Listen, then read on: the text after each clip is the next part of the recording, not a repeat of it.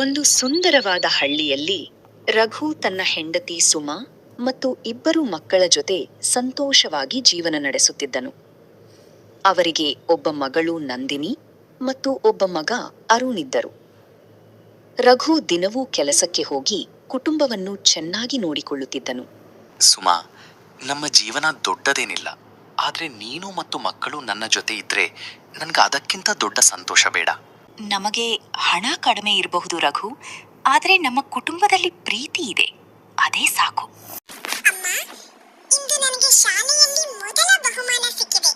ಹೌದಾ ಕಂದ, ತುಂಬಾ ಸಂತೋಷ ಆಯ್ತು.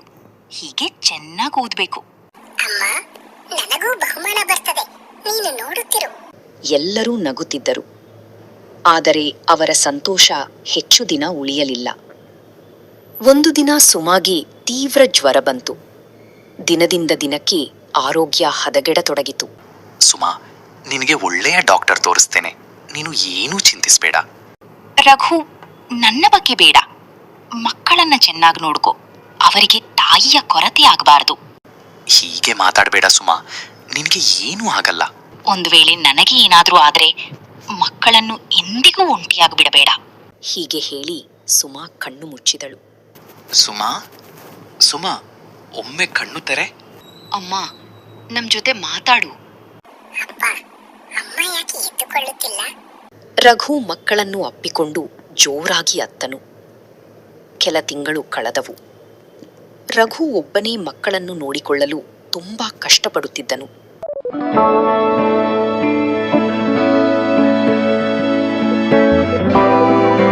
ಹೀಗೆ ಎಷ್ಟು ದಿನ ಒಬ್ನೇ ಇರ್ತೀಯ? ಮಕ್ಕಳಿಗೆ ಒಬ್ಬ ತಾಯಿ ಬೇಕು. ನನ್ನ ಸುಮಾಳ ಜಾಗ ಯಾರೂ ತೆಗೆದುಕೊಳ್ಳಲು ಸಾಧ್ಯವಿಲ್ಲ ದೊಡ್ಡಮ್ಮ. ನಿನ್ನೀಗಲ್ಲ ರಘು, ಮಕ್ಕಳ ಭವಿಷ್ಯಕ್ಕಾಗಿ ಯೋಚಿಸು. ರಘು ತುಂಬಾ ಯೋಚಿಸಿ ಕೊನೆಗೆ 2ನೇ ಮದುವೆಗೆ ಒಪ್ಪಿಕೊಂಡನು. ಕೆಲ ದಿನಗಳ ನಂತರ ರಘು ಮಾಲಾ ಎಂಬ ಮಹಿಳೆಯನ್ನು ಮದುವೆಯಾದನು. ಮದುವೆಯ ನಂತರ ಮಾಲಾ ಮಕ್ಕಳ ಜೊತೆ ಚೆನ್ನಾಗಿ ನಡೆದುಕೊಳ್ಳುತ್ತಿದ್ದಳು. ನಿಮ್ಗೆ ಯಾವ ಕೊರತೆಯೂ ಆಗದಂತೆ ನೋಡ್ಕೊಳ್ತೇನೆ. ನಿಜವಾ ಅಮ್ಮ? ನೀನು ನಮ್ಮನ್ನ ಬಿಟ್ಟು ಹೋಗಲ್ಲ ಅಲ್ವಾ? ಇಲ್ಲ ಕಂದ, ನಾನು ಯಾವತ್ತೂ ನಿಮ್ ಜೊತೆ ಇರ್ತೇನೆ. ಮಕ್ಕಳನ್ನು ಹೀಗೆ ಪ್ರೀತಿಯಿಂದ ನೋಡಿಕೊಂಡಿದ್ದಕ್ಕೆ ಧನ್ಯವಾದ. 1 ವರ್ಷದ ನಂತರ ಮಾಲಾಗೆ ಗಂಡು ಮಗು ಜನಿಸಿತು. ಅವನಿಗೆ ಕಿರಣ್ ಎಂದು ಹೆಸರಿಟ್ಟರು. ನನ್ ಮಗನೇ ಈ ಮನೆಯ ನಿಜವಾದ ವಾರಸುದಾರ. ಆ ದಿನದಿಂದ ಮಾಲಾ ನಿಧಾನವಾಗಿ ಬದಲಾಗತೊಡಗಿದಳು. ಅಮ್ಮ, ನನಗೆ ತುಂಬಾ ಹಸಿವಾಗಿದೆ, ಸ್ವಲ್ಪ ಊಟ ಕೊಡಿ. ಮೊದಲು ಹೊರಗಿನ ಕೆಲಸ ಮುಗಿಸು, ನಂತರ ಊಟ. ಆದರೆ ಕಿರಣ್ ಈಗಲೇ ತಿನ್ನುತ್ತಿದ್ದಾನೆ ಅಲ್ವಾ? ಅವನು ನನ್ನ ಚಿಕ್ಕ ಮಗು, ಅವನ ಜೊತೆ ನಿನ್ನ ಹೋಲಿಕೆ ಬೇಡ. ಅರುಣ್ ಬೇಸರದಿಂದ ಹೊರಟ. ರಾತ್ರಿ ಅರುಣ್ ಅಪ್ಪನ ಬಳಿ ಹೋದ.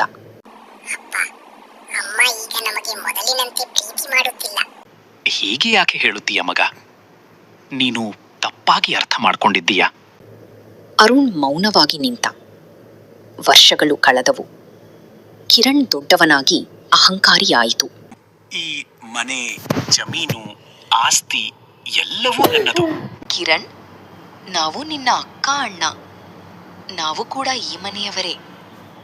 ನಮ್ಮನ್ನು ದೂರ ಮಾಡಬೇಡ. ಈ ಮನೆ, ಜಮೀನು, ಆಸ್ತಿ ಎಲ್ಲವೂ ನನ್ನದು. ನನಗೆ ಸಂಬಂಧ ಬೇಡ. ಕಿರಣ್, ಹೀಗೆ ಮಾತಾಡಬೇಡ. ನೀನು ಯಾರು ನನಗೆ ಹೇಳಕ್ಕೆ? ನೀವಿಬ್ಬರೂ ಈ ಮನೆಯಿಂದ ಹೋಗಿ. ಮನೆಯಲ್ಲಿ ದೊಡ್ಡ ಜಗಳ ಆಯಿತು. ಕೊನೆಗೆ ನಂದಿನಿ ಮದುವೆಯಾಗಿ ಮನೆ ಬಿಟ್ಟಳು. ಒಂದು ದಿನ ನಿಮಗೆ ನನ್ನ ಬೆಲೆ ಗೊತ್ತಾಗುತ್ತದೆ. ಅರುಣ್ ಕೂಡ ಮನೆಯಿಂದ ಹೊರಟ. ಸ್ವಲ್ಪ ವರ್ಷಗಳ ನಂತರ ರಘು ಸತ್ತನು. ಮಾಲಾ ವಯಸ್ಸಾಗಿ ಹಾಸಿಗೆ ಹಿಡಿದಳು. ಕಿರಣ್, ನನಗೆ ಸ್ವಲ್ಪ ನೀರು ಕೊಡಪ್ಪ. ನನಗೆ ತುಂಬಾ ಕೆಲಸ ಇದೆಯಮ್ಮ, ಪ್ರತಿ ಸಾರಿ ನನ್ನನ್ನು ಕರೆಯಬೇಡ. ಕಂದ, ನಿನ್ನಗಾಗಿ ನಾನು ಎಲ್ಲರನ್ನೂ ದೂರ ಮಾಡಿದೆ. ಅದು ನಿನ್ನ ನಿರ್ಧಾರ, ನನಗೆ ಸಂಬಂಧ ಇಲ್ಲ. ಹೀಗೆ ಹೇಳಿ ಕಿರಣ್ ಹೊರಟು ಹೋದ. ಮಾಲಾ ಕಣ್ಣೀರು ಹಾಕಿದಳು. ನಾನ್ ಮಾಡಿದ ತಪ್ಪಿಗೆ ಇದೇ ಶಿಕ್ಷೆ. ಅಷ್ಟರಲ್ಲಿ ಬಾಗಿಲು ತೆರೆದು ಅರುಣ್ ಒಳಗೆ ಬಂದ. ಅರುಣ್, ನೀನು ಬಂದೆಯಾ? ಹೌದಮ್ಮ, ನಿನ್ನ ಆರೋಗ್ಯ ಸರಿಯಿಲ್ಲ ಅಂತ ಕೇಳಿ ಬಂದೆ. ನಿನ್ನನ್ನು ನಾನು ತುಂಬಾ ನೋಯಿಸಿದೆ. ನನ್ನನ್ನು ಕ್ಷಮಿಸು ಮಗ. ಹಳೆಯದನ್ನು ನೆನಪಿಸಿಕೊಳ್ಳಬೇಡಿ ಅಮ್ಮ. ನೀವೀಗ ವಿಶ್ರಾಂತಿ ತೆಗೆದುಕೊಳ್ಳಿ. ಸ್ವಂತ ಮಗ ನನ್ನನ್ನು ಬಿಟ್ಟು ಹೋದ, ಆದರೆ ನೀನೇ ನನ್ನನ್ನು ನೋಡ್ಕೊಳ್ತಾ ಇದ್ದೀಯಾ. ಪ್ರೀತಿಯಿಂದ ಬೆಳೆದ ಸಂಬಂಧ ರಕ್ತ ಸಂಬಂಧಕ್ಕಿಂತ ದೊಡ್ಡದಮ್ಮ. ಮಾಲಾ ಅಳುತ್ತಾ ಅರುಣನ ಕೈ ಹಿಡಿದಳು. ನನ್ನ ಜೀವನದ ದೊಡ್ಡ ತಪ್ಪು ಪಕ್ಷಪಾತ ಮಾಡಿದ್ದು. ಮಾಲಾಗಿ ತನ್ನ ತಪ್ಪಿನ ಅರಿವು ಆಯಿತು. ದುರಾಸೆ ಮತ್ತು ಪಕ್ಷಪಾತದಿಂದ ಕುಟುಂಬವನ್ನು ಕಳೆದುಕೊಂಡಳು. ಆದರೆ ಅರುಣನ ಒಳ್ಳೆಯ ಮನಸ್ಸು ಕೊನೆಯವರೆಗೂ ಅವಳ ಜೊತೆ ನಿಂತಿತು. ಮೂರಲ್, ಸ್ವಂತ ಪರ ಎಂಬ ಭೇದ ಭಾವ ಕುಟುಂಬವನ್ನು ಒಡೆಯುತ್ತದೆ. ಇದು ಇಂದಿನಿಂದ ಸಿಂಪಲ್ ಸ್ಟೋರಿ.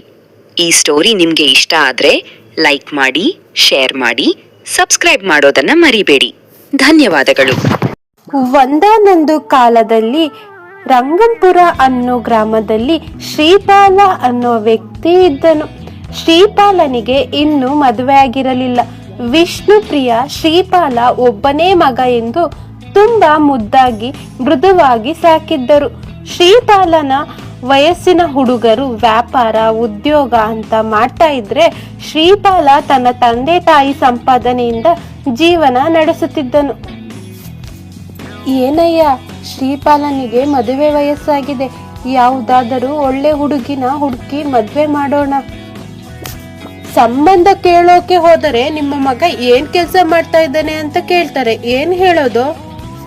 ಏನೋ ನಾವು ಕೆಲಸ ಮಾಡ್ತಾ ಇದ್ದೀವಲ್ಲ ಸಾಕು, ಅವನ್ನ ಕೆಲ್ಸದ ಬಗ್ಗೆ ಏನು ಹೇಳ್ಬೇಡಿ. ಹೀಗೆ ಶ್ರೀಪಾಲನಿಗೆ ಒಬ್ಬ ಒಳ್ಳೆ ಹುಡುಗಿನ ಕೊಟ್ಟು ಮದ್ವೆ ಮಾಡಿದರು. ಆ ಹುಡುಗಿಯ ಹೆಸರು ಪ್ರೇಮ. ಆ ಹುಡುಗಿ ತುಂಬಾ ಬುದ್ಧಿವಂತೆ, ಧೈರ್ಯಶಾಲಿ ಹಾಗೂ ಲವಲವಿಕೆಯ ಹುಡುಗಿ. ಪ್ರೇಮ ಮನೆಯ ಎಲ್ಲ ಕೆಲಸವನ್ನು ಮಾಡುತ್ತಿದ್ದಳು. ಏವಂಟಿ, ಯಾವಾಗಲೂ ಮನೆಯಲ್ಲೇ ಇರ್ತಿರಲ್ಲ, ತಂದೆ ಕೆಲಸ ಮಾಡಬಾರ್ದಾ? ಏನೋ ಪ್ರೇಮ, ನನಗೆ ಯಾವ ಕೆಲಸ ಮಾಡಲು ಇಷ್ಟ ಇಲ್ಲ. ಅಪ್ಪ ಅಮ್ಮ ಯಾವತ್ತೂ ಕೆಲಸ ಮಾಡು ಅಂತ ಹೇಳಿಲ್ಲ. ಅಲ್ಲ ಕಣಯ್ಯ, ಉದ್ಯೋಗಂ ಪುರುಷ ಲಕ್ಷಣಂ ಅಂತ ಕೇಳಿಲ್ಲವ ನೀನು? ಕೆಲಸ ಮಾಡದಿದ್ದರೆ ನಿನಗೆ ಯಾರು ಮರ್ಯಾದೆ ಕೊಡೋದಿಲ್ಲ. ಕೆಲಸ ಮಾಡಯ್ಯ. ಪ್ರೇಮ, ನನ್ನ ಅಪ್ಪ ಅಮ್ಮನೇ ನನ್ನ ಕೆಲಸ ಮಾಡು ಅಂತ ಹೇಳಿಲ್ಲ. ನೀನು ಹೇಳಿದರೆ ನನ್ನ ಹತ್ತಿರ ಮಾತನಾಡಬೇಡ ಎಂದು ಹೇಳುತ್ತಾನೆ. ಪ್ರೇಮ ಶ್ರೀಪಾಲನಿಗೆ ಕೆಲಸ ಮಾಡೋಕೆ ಏನಾದರೂ ಮಾಡಲೇಬೇಕು ಎಂದು ಯೋಚಿಸಿ ಒಂದು ದಿನ ಪ್ರೇಮ ಶ್ರೀಪಾಲನಿಗೆ ಕೆಲಸ ಹೇಳಲು ಪ್ರಾರಂಭಿಸುತ್ತಾಳೆ. ಯಾವ ಕೆಲಸವನ್ನು ಮಾಡುತ್ತಿರಲಿಲ್ಲ, ಸೋಮಾರಿತನದಿಂದ ಪ್ರತ್ಯುತ್ತರ ಕೊಡುತ್ತಿದ್ದನು. ಆಗ ಪ್ರೇಮ ಕಾಫಿ ಅಡಿಗೆ ಏನೂ ಮಾಡೋದಿಲ್ಲ. ಶ್ರೀಪಾಲ ಬಂದು ಕೇಳಿದಾಗ ಮನೆಯಲ್ಲಿ ದಿನಸಿ ಇಲ್ಲ ಎಂದು ಹೇಳುತ್ತಾಳೆ.